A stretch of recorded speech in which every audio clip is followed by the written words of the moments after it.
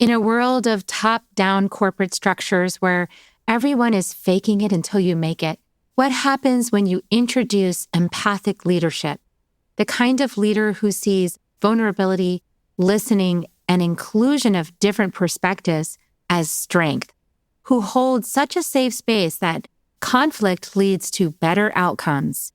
Today's guest is Victoria Pelletier, a 20-plus year corporate executive, board director, #1 bestselling author, and professional public speaker whose focus is empowering people through whole human leadership.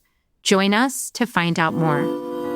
Soul Nectar Show, the Soul Nectar Show. You're invited, delighted to discover who you are. Anything is possible if you believe. So join us on this beautiful journey. Soul Nectar Show, Soul Nectar Show. Well, hello and welcome to another episode of Soul Nectar Show, that show where we talk about all things essence, where we gather around the campfire as our ancestors before us, and we share our stories of connection to that which is greater than us, to the big mystery beyond the veil, to those synchronistic moments that lead us inexorably to a deeper understanding of who we are and what we're doing here on Mother Earth, and having our life experiences all together, seeing things through all the many different facets of the diamond, and doing our best to walk in our own personal alignment and integrity, and also respect other people's journeys. And today's conversation, I feel in my heart, is going to be so powerful for anyone who's wondering how to show up in the world today with all the division and conflict and polarization. And it feels like projections flying around all over the place. And how can we stay in our own lane? How can we actually just stay in our own lane, process what we need to process while letting everybody else be who they are, and respect them and respect their journey of life and learning and discovery. And really, in that way, I think we can build so much unity around this idea of respecting each other and also doing our own inner work on whatever's coming up out there that is challenging in here and being so accountable for that inner work, that we don't need to project it out onto anyone else. And I feel like I've got a really great person for this conversation today. Victoria Pelletier is with us. Welcome, Victoria. Thanks for having me. I'm very happy to be here. Yeah, super excited to have you on the show. Victoria is someone who really has done a lot of public speaking around this idea of the whole human leadership, being an empathic and authentic leader, as well as the importance of personal branding, your impact on professional growth, and the power of DEI. And I know that's like turned into some kind of word you're not supposed to say. I don't know, diversity, inclusion, including other people, having equity. I mean, respecting people. Still going to have that conversation on Soul Nectar Show because that's the truth. And that's how we work together. That's how we build resilient cultures, whether it's the corporation, whether it's your family system, whether it's our society, whether it's the world. This is, I believe, foundational to the importance of a good life. And as being a person of integrity, learning how to do that inner shadow work yourself and not like be projecting it all over everybody. And I see so much projection in the world today, and I've even done it myself in moments of frustration. So I completely understand it. But how do we step out of that? And so I'm really, really excited to have you on the show, Victoria, today to really guide us through this conversation, how to be unstoppable, how to be dynamic, how to lead. And then what do you do with all those projections? And how do you respect the people that are sort of with you on the journey? So I don't know where you want to start, but like, how did you, I guess, get into this idea that this is what you wanted to focus your life on? Some of it was, I grew up with an amazing mother who taught me so much about how great the world was in embracing diversity. So I thank her for that. And then I think more from like a corporate standpoint, that just became embodied in who I am as a human and how I show up in all facets, as you said, not just a workplace, in the community, the world at large. I took my first executive role at a very young age, and it was in an environment, it was in a contact center outsourcing environment. And those in North America are typically not like destination jobs. People come into those jobs because they're unemployed, underemployed, they're new immigrants to the country. They're tough. And I think this was even like 25, 26 years ago when telemarketing was still much of a thing. And that was one of the toughest jobs you could have. And I stepped into this organization as their chief operating officer, 6,000 or so people. our turnover was massive. And I was like, that's going to be somewhat natural because of the environment. But what can I do to create an environment where people want to stay a little bit longer for the time that they're there? They're happier, they're more productive. And it was such an incredibly diverse workforce. Again, lots of new immigrants to the country. I'm originally from Canada, and this was in Toronto, huge multicultural city. And I had this moment walking into like the staff lunchroom where people were bringing in their foods from their home countries. And someone made a comment about being somewhat embarrassed by how it might smell. And I just thought like, no, like proudly, you do you. Like, I want to create this sense of belonging. As a young queer woman myself, I was the youngest executive by probably 20 years. I was the only female executive, openly queer woman. I was married to a woman at that point. Now happen to be married to a man, but I'm still very openly queer. I felt that, although great privilege as a white woman born in Canada. And so I'm like, how do I do this? How do I create this environment?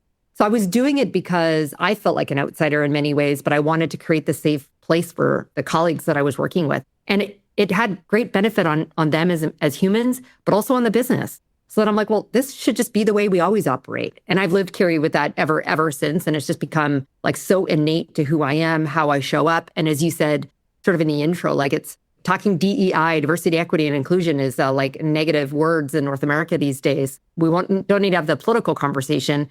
But like I stand so firmly behind it because I just believe fundamentally creating this safe space and a sense of belonging is so important for all of us. Yeah. I'm hearing your heart, and I share that with you, that desire that every person gets honored for their journey. Like I see it as a soul's journey. That's my lens I see it through. And I see it as the long arc of the soul. We come through many, many, many lifetimes in different skins and different cultures and different environments and different lessons. And we're learning a lot, through each one of those incarnations.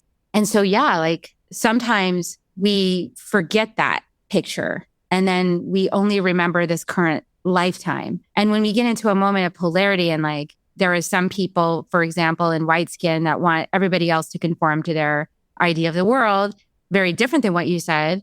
And then there's people like you and me that are more open and more like curious about how do we create a society that's equitable. We see the ladder, we see the color ladder, we see the privilege, we see all that. How do we break it down? How do we step forward into a new reality where everyone's more equal on the same playing field? But sometimes there's projections all over the place. And so you can be, just by how you show up and look, can be thrown into a category that you really don't inside yourself feel like you're belonging to. It's frustrating as a leader. I don't know if you've contended with that. How do you let someone know who you are when there's that projection field going on?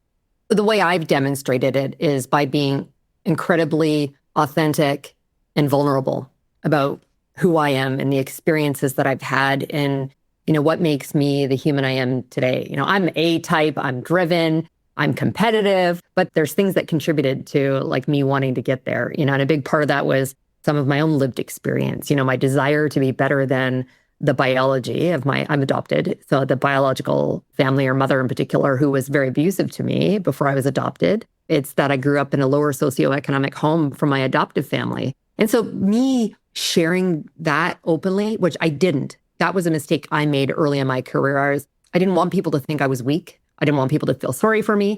So I didn't share that. But the power that came from starting to share that story, it created that like the psychological safety. It created that just safe space for people to feel that they could show up and be their whole self. So that's been the greatest way I've been able to introduce that, is just by being me openly with others, to allow them to feel like they can do the same. I love that. And it's that personal accountability, right? Like when you're walking in the world, and because even like, yes, in white skin, there is privilege. From a feminine body of, I don't care what color, you're automatically challenged, right? Like you're automatically at the disadvantage in the world as it's been constructed today. And so I feel like that we can join together on that part, like across with women to say, hey, we're all in this together and we want to create a new world. How do we do that? And part of how we do that, I have learned in my own journey, and I just got to guess you've learned it in yours, is that we hear everyone's perspective, right? So we might hear perspectives that are challenging to our bodies, to our minds, to our sensibilities. But I think that open sharing of perspectives is really key to this. Has that been your experience as well? Yeah, absolutely. I learned a great deal of empathy. Again, my mother was my greatest teacher in that regard. But the demonstrating vulnerability and being as open as I am was just something I didn't do. And it wasn't until I did that the world opened up for me. And I just saw the power that came into connection, the trust that was built with people. So I try to be like that in all facets. I write on things like personal branding, and I tell people, like, this isn't this caricature you build of yourself, this false image of filters that we see in this very social media world. There is no different version of Victoria in real life versus the digital version. Other than, you might catch me at the gym wearing a stupid shirt that's got a saying or has a swear word on it. I might not post that on my LinkedIn, but otherwise it's still the smart ass version of Victoria in both places with sometimes just different visuals. Yeah. And I love that, because what you're speaking to is the mask of perfection. As a leader, oftentimes we feel the projections, right? We feel automatically, if you step into leadership of any kind, and motherhood is another form of leadership, right? But as we step into a leadership role, whether it's in the family or whether it's in society in general, we're going to feel that projection field come in on us, right? So that can make us want to put a mask on. And I've seen this so much all over the spiritual leadership world, where people put this mask on and like they're running across the beach with their hair, blowing in the wind and acting as if life is perfect now that I've found my spiritual path and I can show you the way there. And I always was like, that is such crap. I don't believe a second of that, because my own spiritual journey, I'm 50, going to be 57. That has not been like that. It has been trench work. It has been gritty. It has been difficult. It has pushed me. It has made me reveal parts of myself I didn't accept, right? And I'm hearing you say, like, you're just that whole self all the time, everywhere. Obviously a little bit of metering for places like LinkedIn where there's different expectations, right? But like you really try to do your best to show up as you are. Did I hear that right? Like, is that what you're saying? Absolutely. And I walk my talk as well. And so I show up authentically in every format, in every venue in which you'll meet me, whether that's digitally or in person. But what I say, I do, I live, I believe. And so I think that that's a very big part of it as well. Like, it's not just about a different version of myself. The advice I give to others, for the most part, there's been a few, like, I tell people to make sure they don't work on their vacation. I'm not one who does that. That's a do as I say, not as I do. But when it comes to things like values, ethics, and my commitment to people, I walk the talk consistently. It's hard to do that too, because there's moments where, as a leader myself, where somebody brings something, right? And it might be about me as the teacher. Like, there could be a reflection about me that they want to offer, that they've sort of placed me as the placeholder of this, whatever archetypal energy is going on inside of themselves, and they feel some resonance. And then my question is always, do I feel a resonance? Is this landing? Because if it's landing in me and I'm feeling it, then it's mine too. And if I'm not, then it's kind of like, oh, interesting. Okay, how do I help this person shift? But that's the willingness to look within and not immediately defend. And, we have these mental defenses because we don't want to feel rejected, or we don't want to feel wrong. And then the more we got identity invested in our path, that mask can really come over. And you have to keep tearing it down, right? You have to keep challenging it. You do. I think there's a big part, I talk around just a way to develop resilience, but I think this applies to many things as we think about like our own personal development. And a significant part, and one of the steps in that, is this incredible amount of self-awareness and self-reflection, so that then you can start to model the thoughts, the language, the behaviors that move you forward. That's something I spend a lot of time with, is reflecting on, when I have an emotion or I have an instinct to act a certain way that I don't think is the path that will take me exactly where I want to go. I just sit with it and understand why. What's contributed to this? Do I have a fear? Do I have some anxiety? Do I have something in the past that caused me to feel this way? And then I can take action in terms of, how am I going to change my thought process along this? Or how do I take a baby step that might be uncomfortable towards the actions that move me in that positive direction? Yeah, I think I'm just thinking as you're talking about this, it feels to me like you had such a great mentorship with your mother. It feels like she was someone who helped you to work through identity issues, right? We all face identity issues, but we either have a parent that guides us through the identity issues, or we have a parent that wasn't there and was neglectful, or we have a parent that suppresses our exploration of our identity or is cruel in some way that we hide ourselves. And so it depends on, I really think the modeling of our parents is so important to the development of our intrinsic ability to have empathy, because empathy ultimately is being able to hear different perspectives and allow all of that to be part of the same story. It's a nuance. It's like my perspective is true and this perspective of this person is true and this perspective, right? But that inclusivity, is challenging if you didn't have the kind of parenting that guided you through your own mental defenses.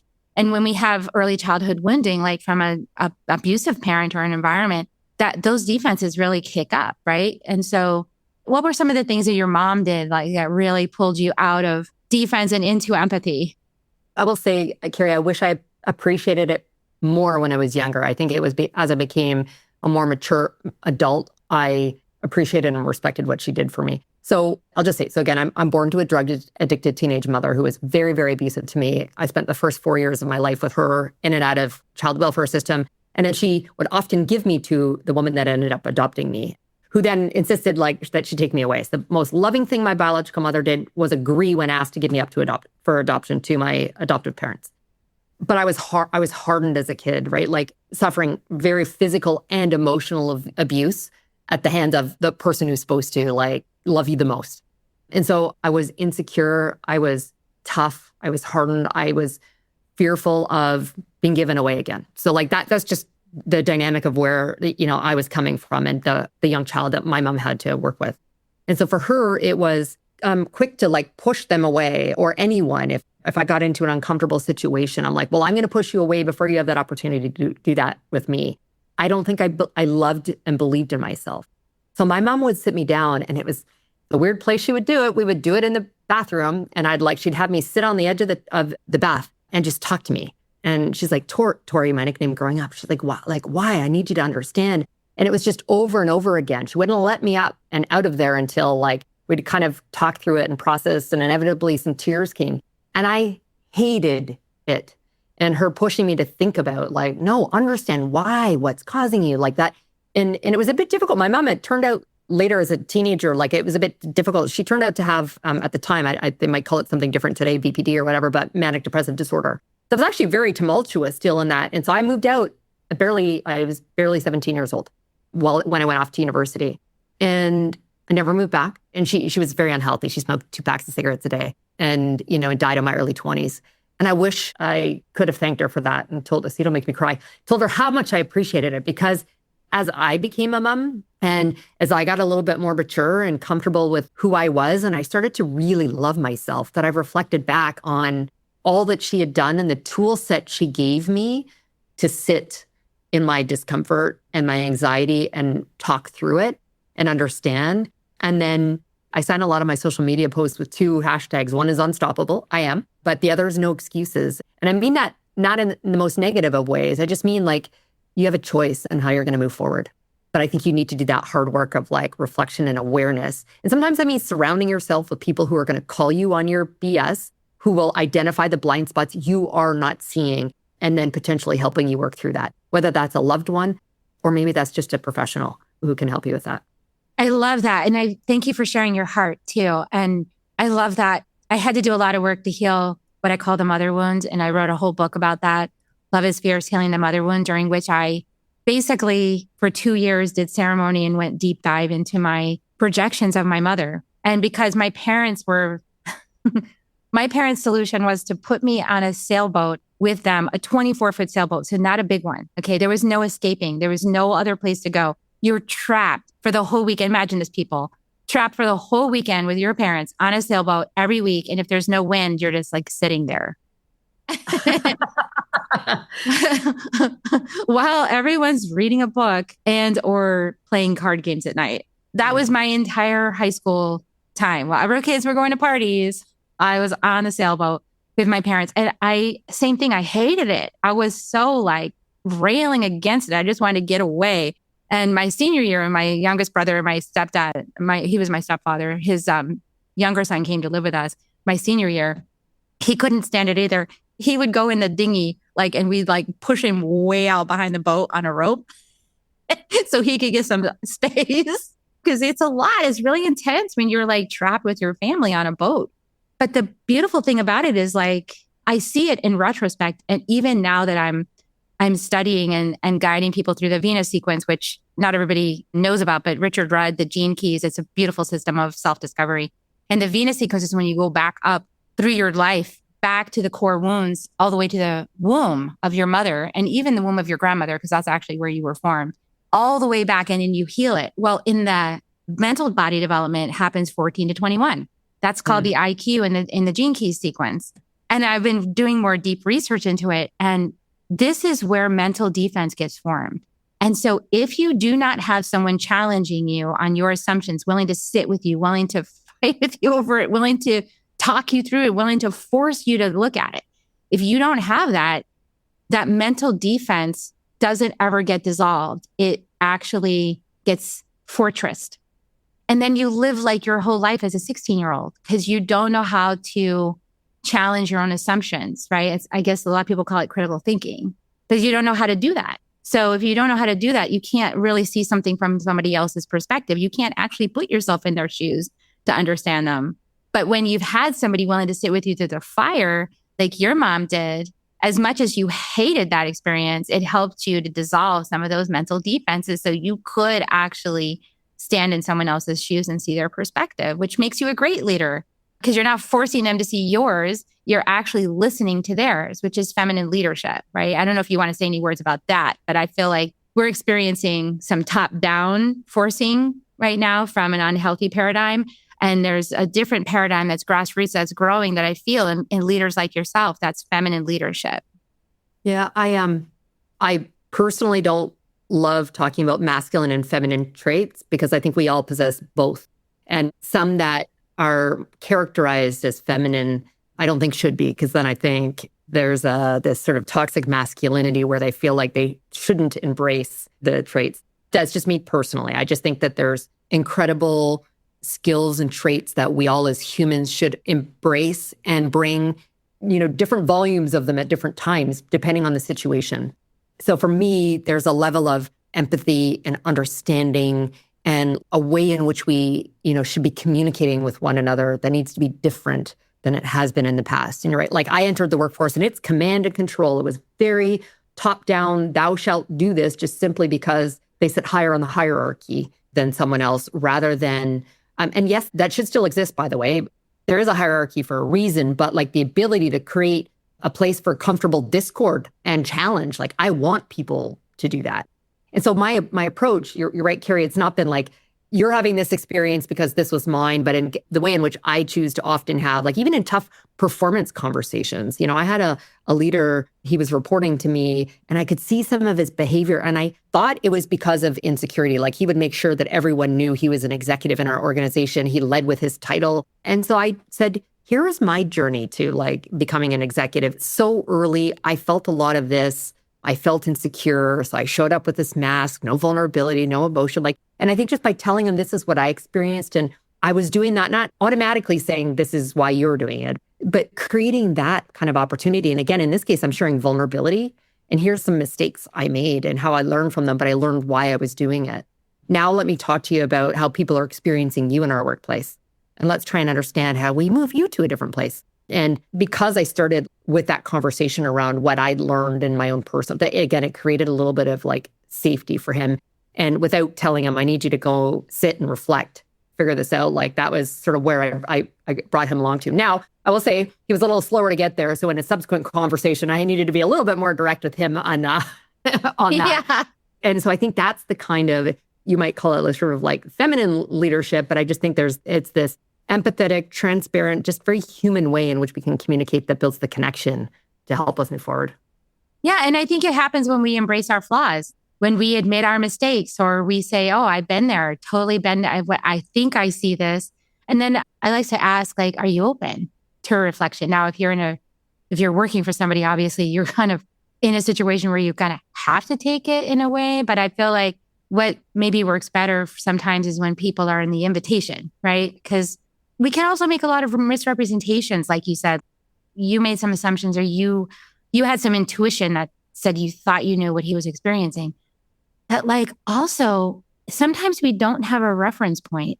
If someone's having a journey that's so different than ours that we really don't know where to begin, we got to start with them, right? Like sharing their experience. And as a mom, I know you faced a little bit of this, right? And how do you support somebody who's going through a really big transition in their life and maybe you haven't been through the same transition? How do you find that point of commonality? Being a mom is definitely one of the most challenging roles I've held. And I've held some like big executive ones, and I've been through tons of mergers and acquisitions and corporate restructure. But I will tell you, being a mom challenges me every day. Even now, as my children are adults, I actually think some of my own lived experience has created, I'm not going to say intimidation, but like my youngest one, suffers with some mental health challenges and often, reflects back and is like, Mom, but you dealt with all this and you're fine now. And I'm like, we're different humans. And so trying to put him into a good space, like there is only so much you can do. And I can share what's worked for me, what my experiences, have been, but they're not going to work for everyone. And so I think a little bit as you've just described in terms of like creating the space for people and recognizing what was true for me in this case might not be true or might not be the path for others, even then when that's my own children. And so it's about doing our best. My goal and my vision for my kids is, could I raise two happy, healthy humans that are successful in whatever their version of success is? Because my level of success has created undue pressure, I think, for them to feel like they need to achieve it. And so also supporting them and to make sure that as long as you're happy, healthy, and you've afforded the lifestyle that you want, then that is success. I love that you just said that. I often feel that too. It creates a pressure, right? It creates a pressure sometimes on our kids when the mom is perceived as successful or has a certain kind of power in her presence or in her knowing. Because I feel like as I look out, I see that there's been some conditioning that women be a certain way, like soft and nurturing and supportive and diminished and being like the background, the wallpaper, the sort of always there, but not necessarily out front. And so when you are a woman who's out front, as you clearly are, it creates a different dynamic with the kids.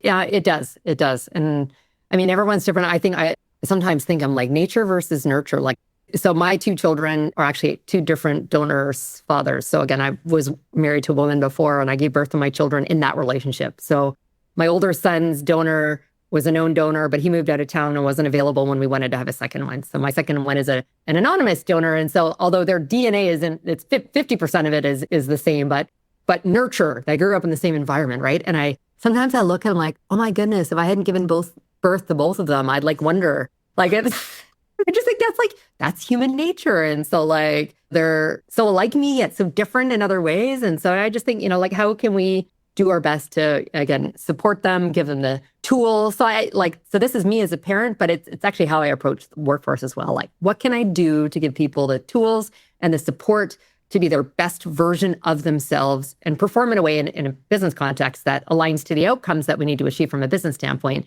but from a parenting standpoint that aligns to the outcomes they want to, achieve as human beings themselves.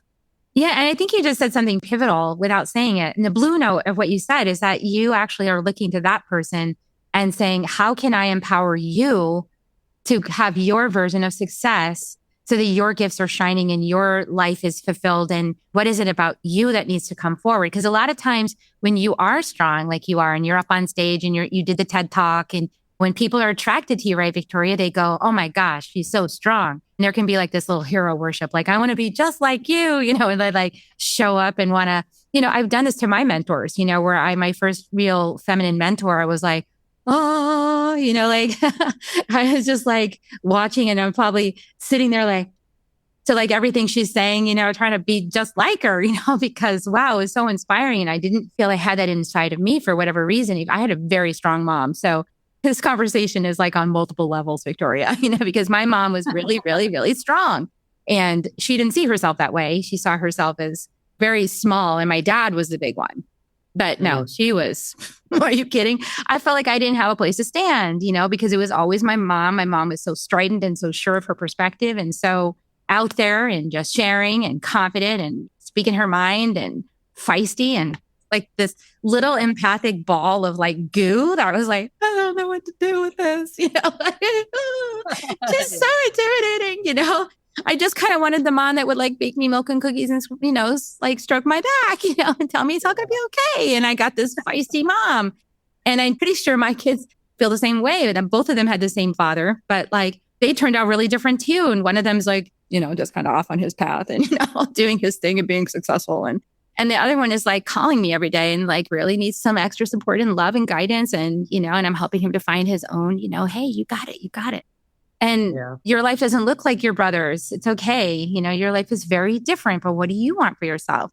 And I find myself in this position only because I walked that journey of being so like, literally people probably watch me on this broadcast and go, no, you can't possibly have ever not had confidence. And it's like, oh no. If I projected it, it's because I was so insecure, right? I was so afraid people would see behind it to the gooey center where I never really felt like I could take up space. Yeah. So that I feel like when you've gone through that experience or when you've gone through trauma, it actually helps you to be more receptive to other people or more maybe in tune with where they're holding back because they're maybe putting you on a little hero worship because they see something about you that's already in them, but they can't see it in themselves yet. And so it's like, I feel like our role sometimes is simply to support a person to see, no, you're only seeing the light reflection. You're only seeing in me what's already in you, but you haven't owned it yet. And so my job is to help you own it so you can fully stand in it. And then you're like the one shining because you're being yourself, right? And you have a birthright. You have a place to take up space and that you should because your gifts are needed. I feel like that's our role. I just went off on a whole tangent, but what do you think about that? No, I agree. And I don't know if you'll agree with this or not, but what I often will tell people, and I do a lot of like coaching and mentorship, many of whom are early entrants into the career, like new graduates, often women. And I say, I'm not a fan of fake it till you make it, except when it comes to confidence. I said, that's the one place I want you to fake it till you become it or you believe it. And that's where I think what you're talking about, Carrie, they're like, but I see this in you and I'm like, but this super confident woman that does love herself, I am proud of myself today, didn't always. But actually, I can also say, I look back and I think about my first executive role came at 24 years old. I know, I can't even imagine that, 24. But I think a big part of that was because even though I was not truly confident internally, I don't think I was in a full state of loving myself yet, but I showed up. That's the one place where the mask was very helpful. I showed up with this extreme amount of confidence.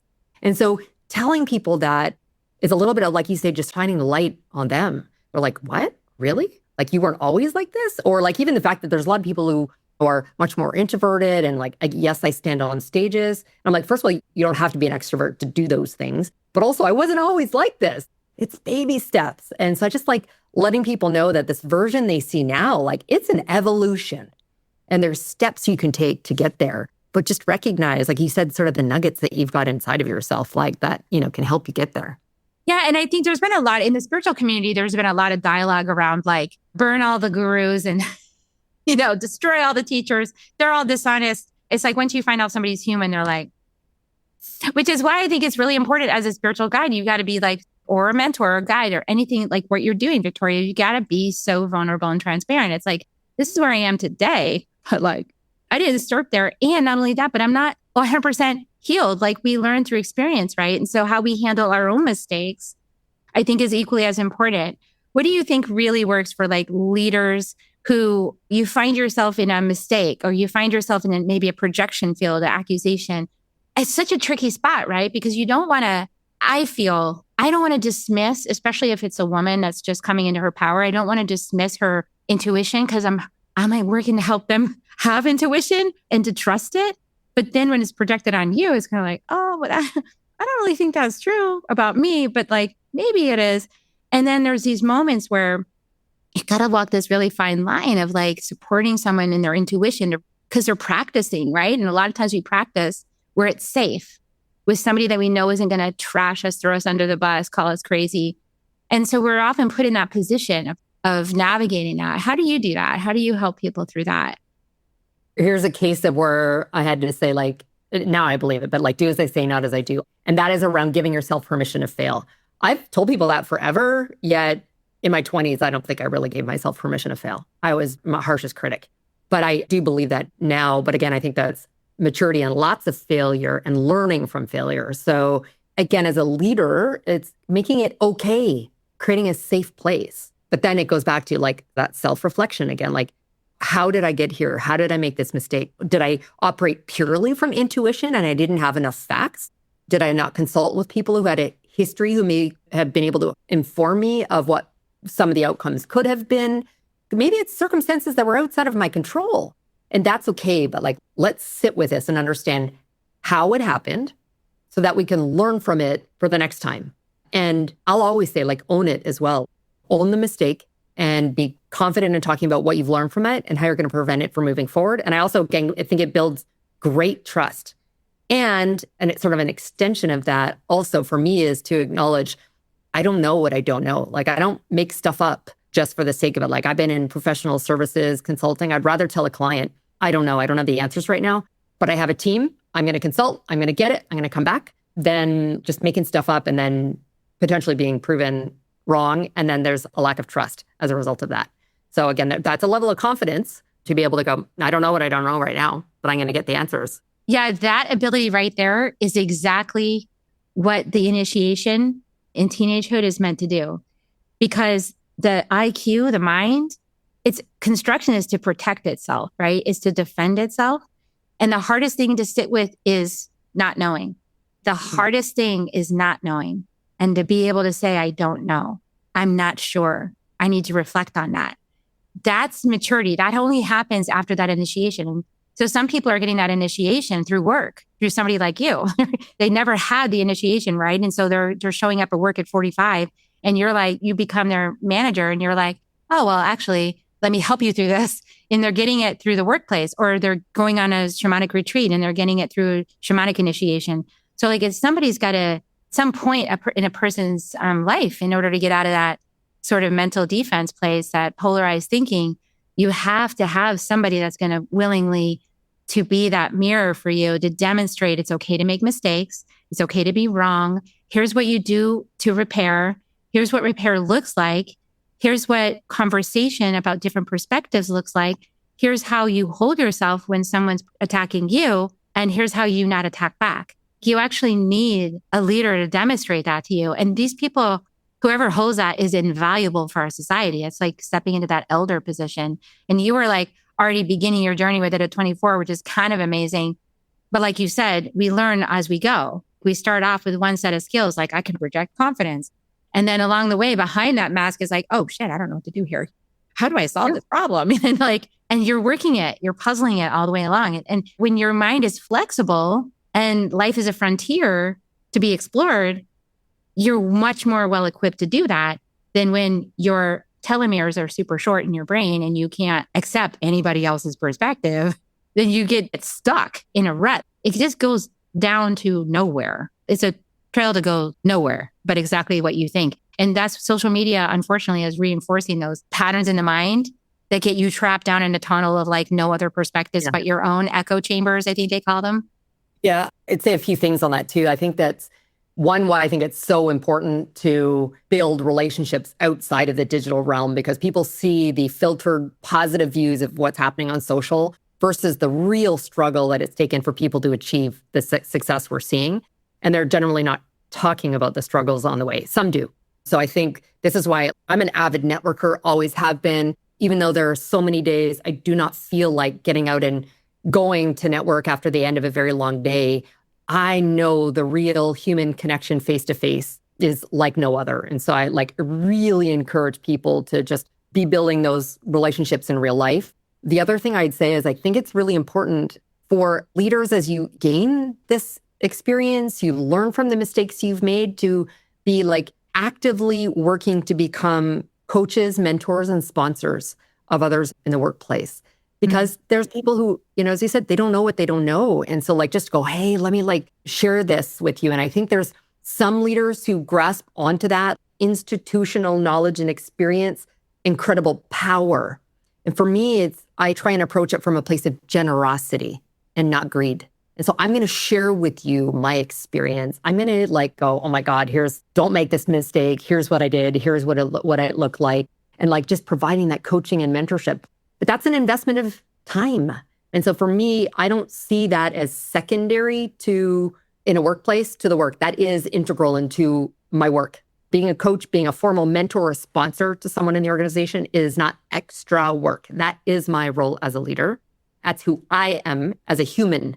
So I take that outside of the workplace into boards I sit on, the community, like advisory boards. And so I network with intention, but I do it from a place of generosity and not greed, and sharing my knowledge and experience. And I think there's such power, and poor leaders view that power for themselves versus the power of sharing that much more, holistically with others. Yeah, there's lots of books written about this. You're either going to hire the people that are smarter than you, or you're going to hire because you want to be in power or the smartest person in the room. You hire and you keep people suppressed so that you can maintain this sort of like artificial power structure. I feel like obviously being a gardener means helping the garden grow.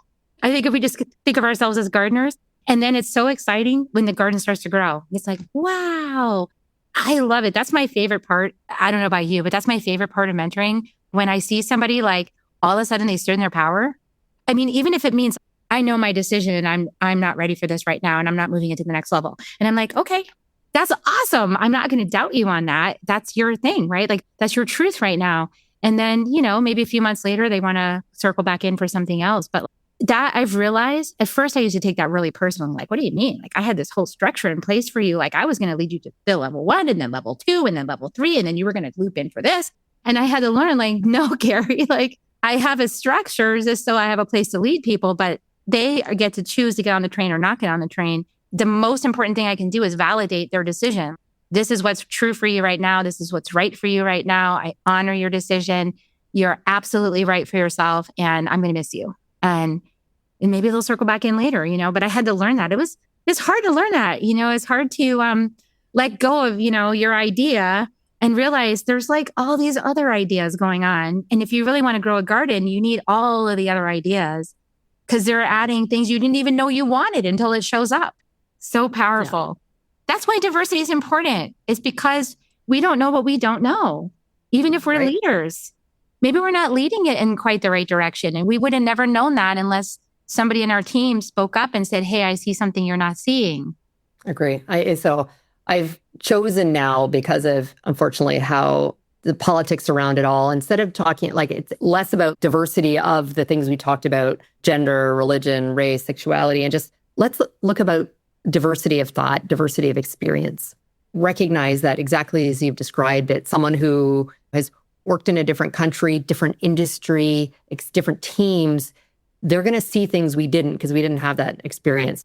I've shifted to talking about it that way in certain contexts. Don't get me wrong, though, if you read some of my LinkedIn posts, I'm still very actively talking about diversity in the ways in which I've been doing for decades.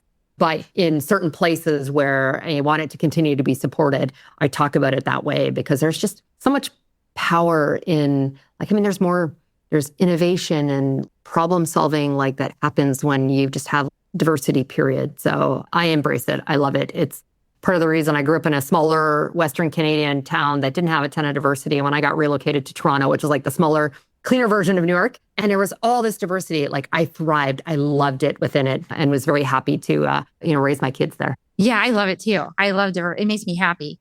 Yeah, when I go out and I live in Texas now, and I've lived here for 2005. And when I first came here, well, even before I came here, my parents moved here first. And there was like dirt roads and there was hardly anybody here.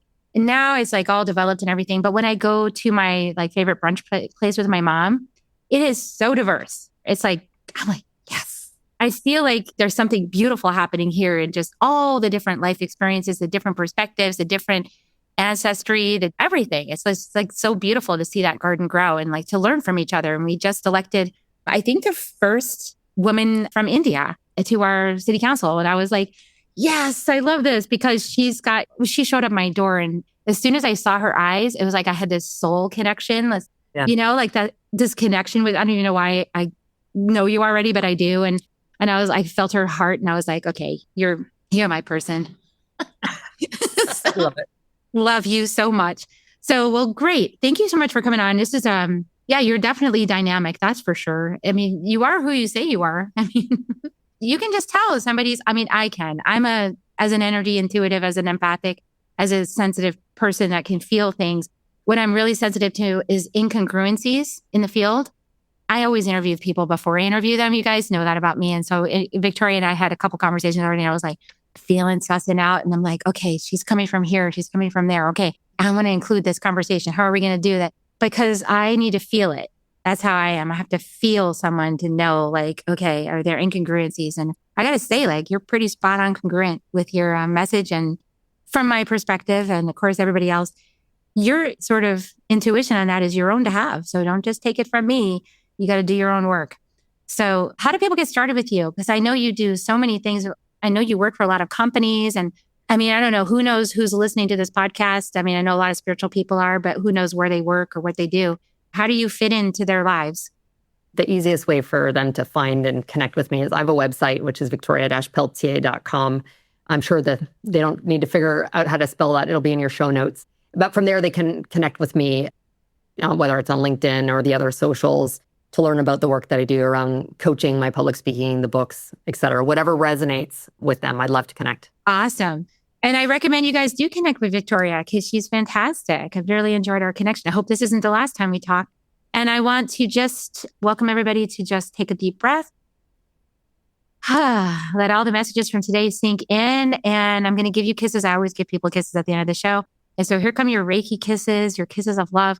Please like, subscribe, share, and share this out with anybody that you think could use this message or would really like Victoria. And yeah, here we go. Here are your kisses. Love you all so much. Thank you for agreeing to be on Earth at this time of the Great Awakening. And we'll see you next time on Soul Nectar Show. Bye for now. If you found even one gold nugget in this episode of Soul Nectar Show, will you do us a favor? Will you subscribe, like, and share this episode? Maybe even write a comment and let us know what you thought about it. We really, really want to engage with you at a much deeper level. Let's be part of community together. Have a great week, everyone. Bye for now. Soul Nectar Show. Awaken, awaken, Show. Take a sip from the drip of nectar from the source of